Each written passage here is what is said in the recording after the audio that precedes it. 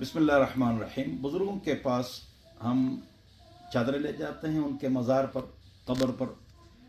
उनको सर्दी गर्मी लगती नहीं। मोमबत्ती ले जाते हैं, वो रात को डरते नहीं। अगरबत्ती और फूल ले जाते हैं, वो सुनते नहीं। झंडे ले जाते हैं, वो किसी पार्टी में नहीं।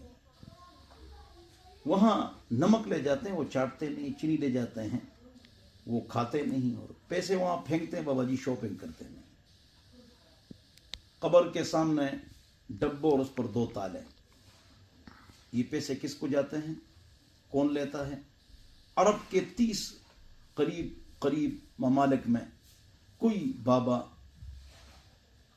ऐसा जिसकी कब्र से उन्होंने, मतलब ये है कि शिर्क या बिदअत का अड्डा बनाया हो, ऐसा नहीं।